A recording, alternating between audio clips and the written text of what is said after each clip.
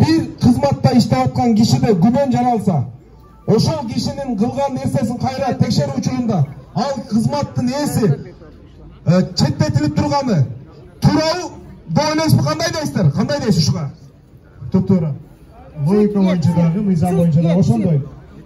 Кечинде 4 партия же болбосо 4 коалициянын өкүлдөрү айткан чечимди мен кайрадан дагы айтып кетейин. Бул шайлоонун жыйынтыгын жокко чыгаруу жана тааныбоо жана жокко чыгаруу, анан ушундай бурмаланган ыплас шайлоо жыйынтыгына алып келгендерди жоопко тартуу, борбордук шайлоо комиссиясынын баардык мүчөлөрүн кызматтан кетирүү.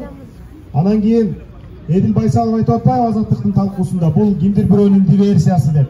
Демек кимдир бирөөнүн диверсиясы боло турган болсо, шайлоо коопсуздугун камсыздай албаган, шайлоонун тунуктугун камсыздай албаган, кетсин. Шайлоонун акыйкаттыгын камсыздай албаган. Өкмөт мүчөлөрү отставкага кетсин.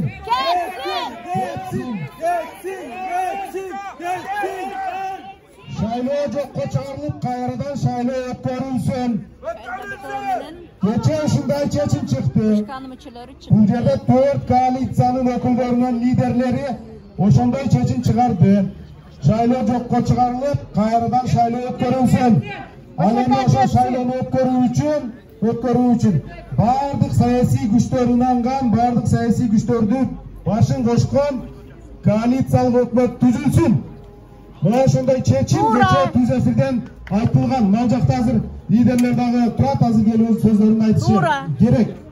Урматтуу бизди көрүп турган шайлоочулар, сиздер түңүлбөңүздөр. Биз сиздердин добушуңуздарды бардык мыйзамдуу жол менен коргойбуз. Мына ал жерге өтүп келген бийликчил партияларды канча өтүп келгенин билесиңер. Силер ошолордун сунган 2000, 3000, 5000 сомун албай коюп бизди шайлагансыңар.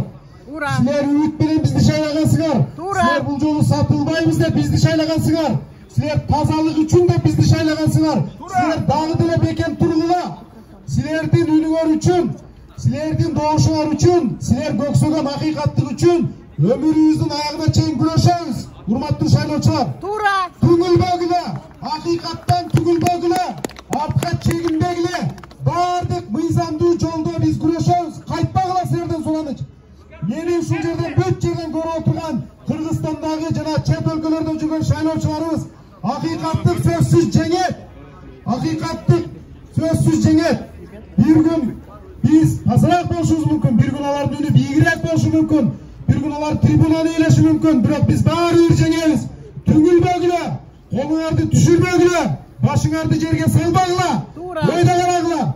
Биз буга окшогон мыйзамсыздыкты, биз буга окшогон фальсификацияларды, биз бул кылмыштарды